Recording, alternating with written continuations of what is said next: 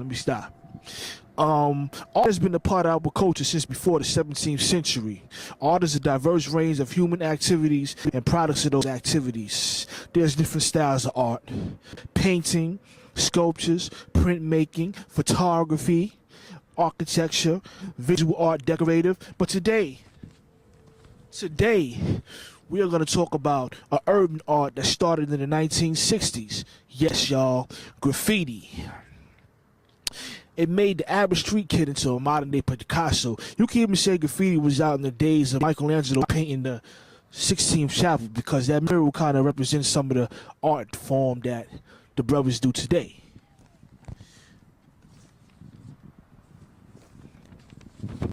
In 1960, graffiti was used as a form of political expression by activists. Also used by gangs to mark territory, graffiti originated in Philly. Bombing writers Cornbread and Cool Earl went about writing their names to gain attention from the press and the community. Around 1970, the center of graffiti moved to New York City, where writers followed in the wake of Taki 183 and Tracy 160. They would put their nicknames and numbers on trains, bombing trains with their work. Bubble lettering came into the play inside New York, which was used by a lot of the early trendsetters in the 1970s. But it was in 1983, the film Wild Style was widely regarded as the first hip-hop motion picture which featured prominent figures in the New York graffiti scene. In the book, Subway Art was a documentary. Style Wars were also some of the first ways that the mainstream public were introduced to hip-hop and graffiti. It remains a part of hip-hop, while it also crossed over into the mainstream as well. But even though graffiti is art, it is thought by many to be vandalism and is punished by fine, community service, or even jail time just for expressing yourself. And that's the crazy thing. We're going to go on the streets and find out who believes that graffiti is vandalism, or who believes that graffiti is still a true art and part of the 5 elements of hip-hop. You know? You know the show, Thorough Life TV. The name is Ray Hinton. Peace, love, and hip-hop. Yeah.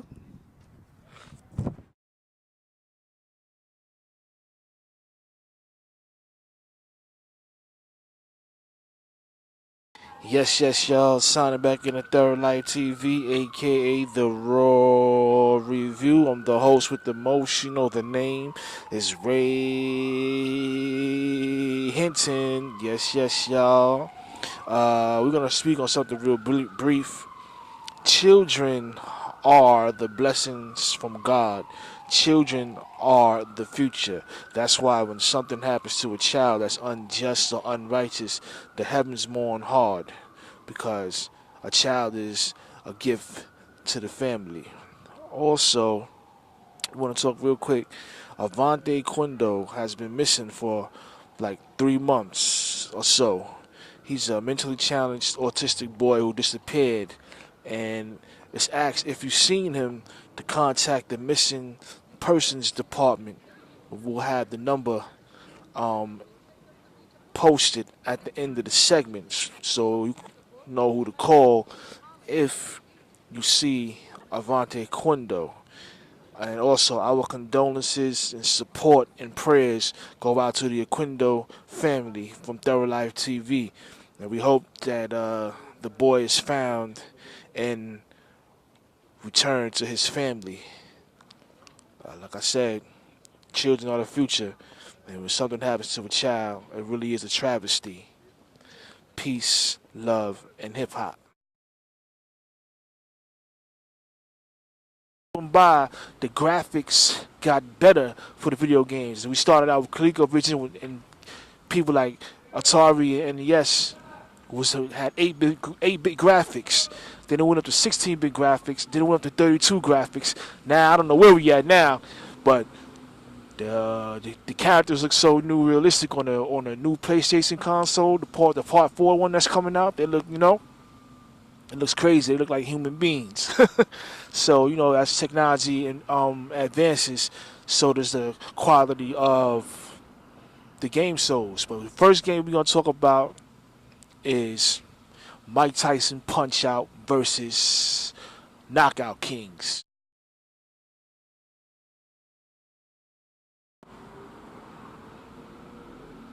Mike Tyson Punch Out was the first boxing game to come out on Nintendo. It started in the arcade. It was in the regular arcade. We can go to the pizza shop and you could play it, but that was the first boxing game they had on Super Nintendo.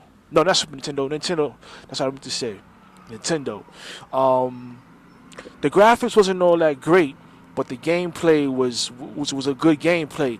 Each level of boxings, the further you get, the harder the difficulty got. Certain characters you had to fight twice, like Piston Honda, Ball Bull, and the easiest fighter was Glass Joe. You could knock him out in 2 seconds. The character's name was Little Mac. He had a little training person, Doc, and each level you went to, it got harder. Even though the graphics wasn't up there, it was a good play.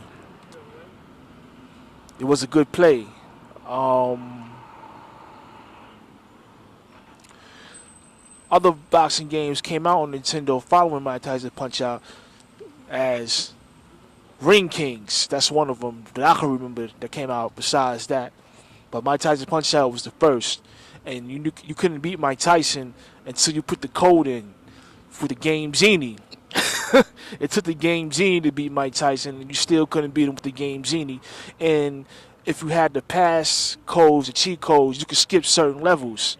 But that's kind of whack if you skip the levels because it feels good when you beat each level or get each trophy from each level. The first trophy you get is after you beat Piston Honda.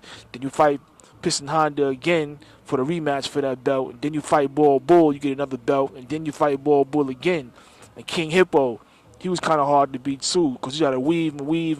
Kept his hand on the stomach where you got to hit the little patch on his belly, so you get your hits. Then you get stars. You can do super uppercuts and all that kind of stuff. It was an exciting game, even though it didn't have that much graphics. That's what I was trying to say in the beginning, But that's what I'm saying now. Mike Tyson Punch Out, hell of a play. 3 joysticks up.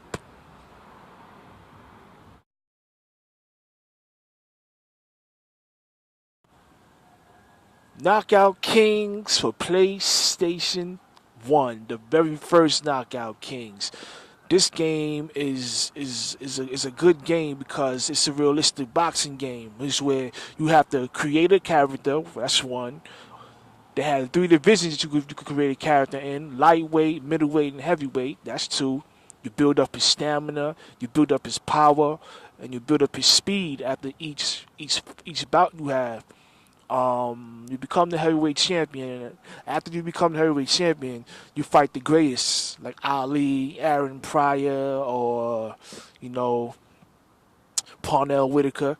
Those are some of the greatest that you fight in the different weight classes and all of that. Um, you had Super Punch where you hit him one time, one Super Punch, his whole energy just got drained, and then you won automatically. It was 12 rounds of boxing. As versus in Mike Tyson Punch Out, there wasn't really 12 rounds of boxing. You only fought 3 rounds in Mike Tyson Punch Out. That's what made Knockout Kings a little more realistic because they made you fight the whole 12 rounds and everything. But it had dope beats and everything too in there. That's some things too with that. But these are 2 great boxing games that made history in the video game history that are tough games, and it's competitive. It's a very competitive game. If you put it on hard, you might not win. You might retire your boxer after like 2 or 3 fights on hard. That's what happens. You can retire after you win. They show your record and you retire. But later on, they had other boxing games that came out that took it to another level. We talk about those later on Versus. But right now, we just finished talking about Mike Tyson Punch Out and Knockout Kings for PlayStation. Two great boxing games, 5 joysticks. Forget 3 joysticks, 5 joysticks. Classical.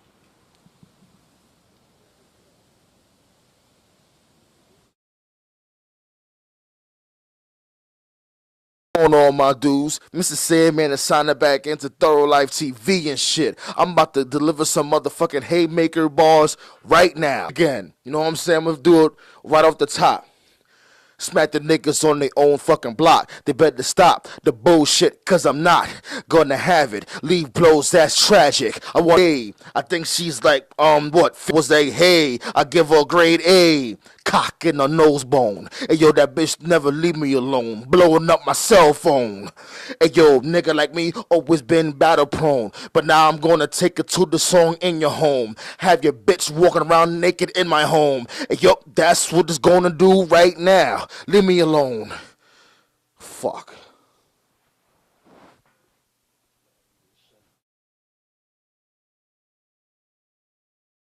TV, aka The Raw Review. You know the host with the most. The name is, you know it. I say it a million times, so I ain't gonna say it again. You know, even though this is the Beta Awards show, right? 2013 Beta Awards coming up, it wouldn't quite be Thorough Life TV if we didn't touch on the 5 elements of hip hop. Yeah. um Last month we did DJing, the month before that we did graffiti. Even though a lot of people didn't know what I was talking about, we still covered it. We're gonna touch on MCing. That's right. Rap. MCing, also known as spitting bars, also known as rap, is the primary ingredient in hip hop and also in reggae music. But this phenomenon predates hip hop culture by centuries. Yes, y'all. Predates this hip hop culture by centuries. The word rap in 1960s was a part of black dialect, was a way you would say converse. But now it's mostly related to hip hop. It even goes back as far as the motherland in the western hemisphere of Africa, where they told stories over rhythmic drum beats. That's right. Ain't that something? It also, jazz beat poet Gil Scott Heron, who dropped The Revolution Will Be Televised, and also Johannesburg album, which is some music that still inspires MCs today. But the golden era of hip hop was in 1980 to 1997. Groups as PE, Public Enemy, EPMD, Daz Effects, Juice Crew, Sugar Hill Gang, single rap groups, single rap artists like Rakim, Nas, LL Cool J, Big L, Jay-Z, KRS-One were the certified MCs in this beautiful art. To be an MC, they say you have to have crowd control, breath control, wordplay, flow, wit, most of all, originality. Some would say in the game today that MCs are rare. You know, they say there's a lot of people who are talkers who say they're MCs, but they're just mere rappers. Some people would say that. Some would even say the golden age died with Tupac Shakur and Biggie Smalls. 9 shots killed the spirit of hip hop. You know? Even though the music is good, it would never be the same. An art that never would die, but it would never be the same. God, oh God, the golden days are gone. Will they ever come back? I don't know. I'll let you be the judge of that. You just tuned into Third Life TV, aka the Raw Review. The name is Ray Hinton. 5 elements of hip hop: peace, love, and hip hop. Vote for us. Beta Awards.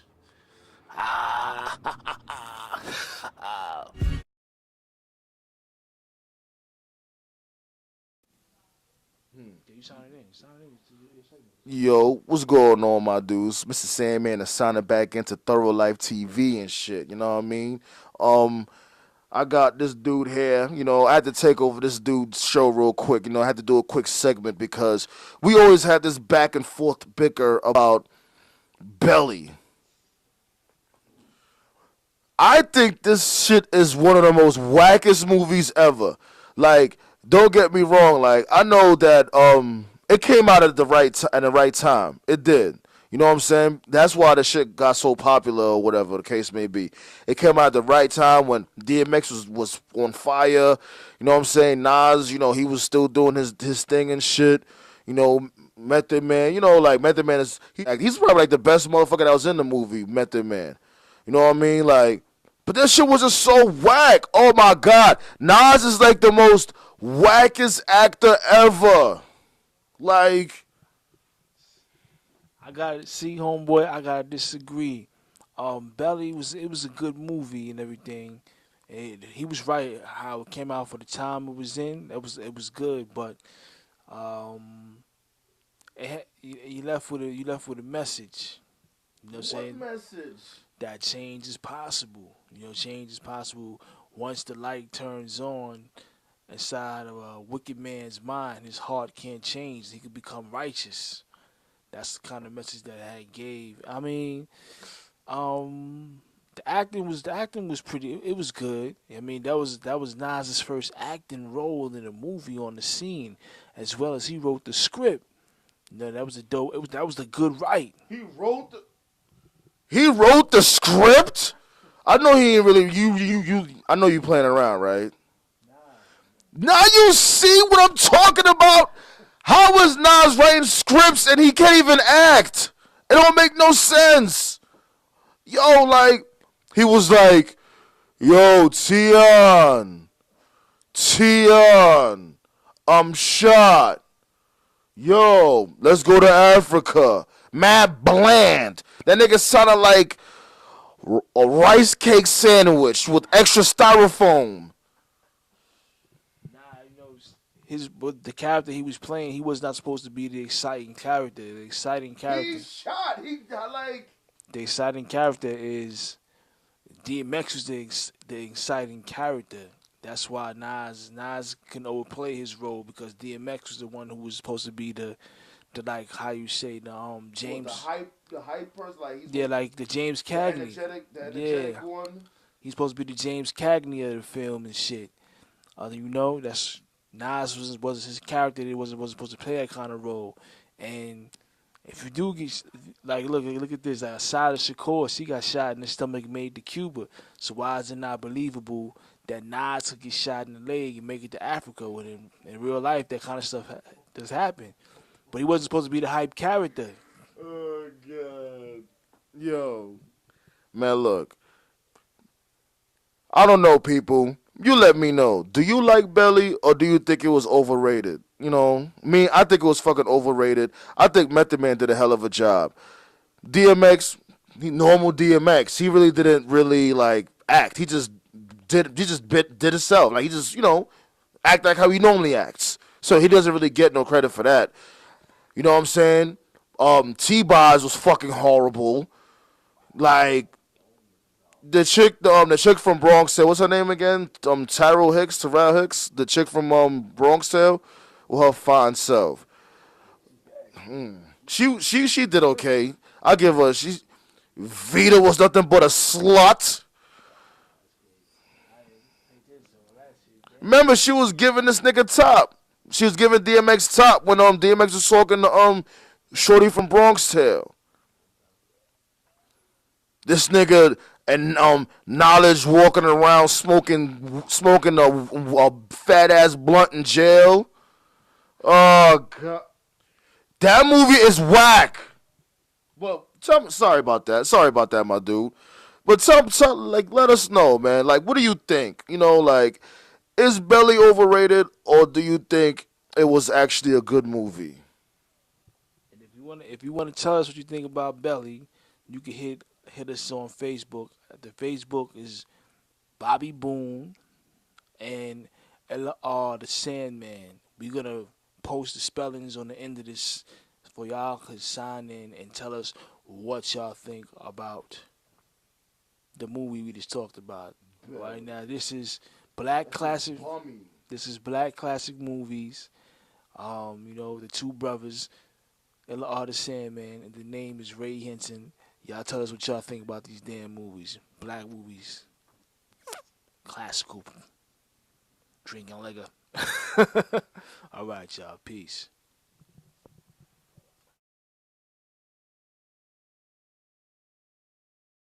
Today, I wanted to talk on this topic. It was AIDS awareness. Did you know that the Bronx had the highest AIDS rate in the nation right now? I didn't even know that. I just read the information on that. It kind of shocked me. You know what I'm saying? A high percentage of the AIDS cases are minorities. They say 1 in 5 black men have HIV, and they were saying that 85% of the new AIDS cases are black women. That's crazy. Um, the best safe sex is abstinence. They say that's the best way to stay safe is just by not having sex. Period. But sex is a beautiful thing, and it's something that should be enjoyed. Um, AIDS is not AIDS doesn't discriminate. You could be white, you could be black, you can be Chinese, you could be heterosexual, you could be homosexual, you could be bisexual, you could be a transgender. It doesn't matter. It does not discriminate. If you want to protect yourself, you have to use one of these. Close-up camera. It's a condom. If you cannot afford to buy a condom, you can go to your STD clinic, free clinic, and you can rack up on these condoms. Put it on my left thigh. TLC. But not to make it light of a serious situation, you go out, get you one of these. There's so many different diseases that are out there that people are undereducated on. The main thing that causes people to catch these diseases is not being educated on it. It does not discriminate, no matter who you are. If you're a human being, you can catch this. But it's the sad thing is that these stats that are so crazy and horrifying are coming from these small communities called the ghetto. Like I said, put it on the left eye. TLC. Tender loving kid. Love, peace, and hip hop. Thorough Life TV.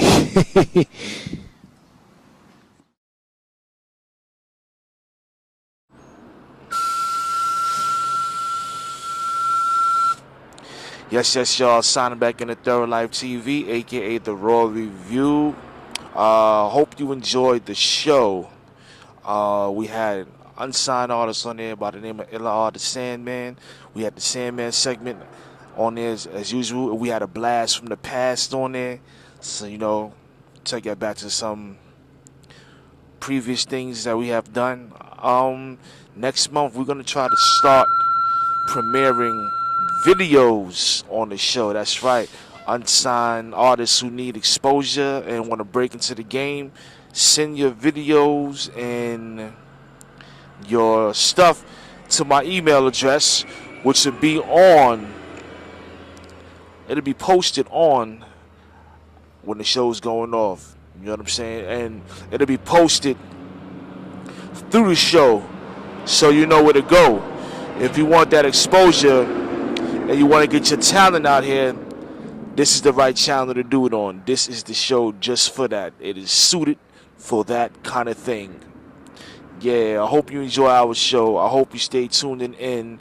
You can see the show as well on YouTube. Previous shows, you got to type in Raymond Hinton at YouTube, and then go to the channel and you can see all our previous shows. That'll be posted as well too. So just stay tuned to Third Life TV. We're gonna be doing a lot of new big things in the new year.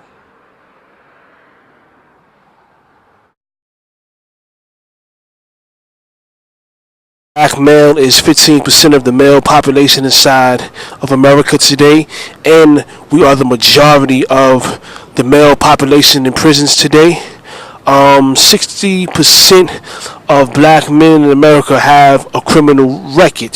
And did you know that there was more men in prison than there was slaveries in the 1800s? More black men in prison than there was slavery in the 1800s. And you know we have the highest dropout rate as well. But 1/3 of our dropouts under the age of 40 will be incarcerated. And in 1968, it was predicted that more than 20% of the black American population would be incarcerated. Is it a racial matter? I'll let you call it. Is it some new form of slavery, some sort of silent genocide? I'll let you call that as well. But the stats don't lie. I didn't write the stats. I didn't make the books, so those are the stats. America is one of the greatest countries in the world. Ain't no other powerhouse better than her. But her saddest story in history is the black man's plight. Peace, love, and hip hop. Hip hop.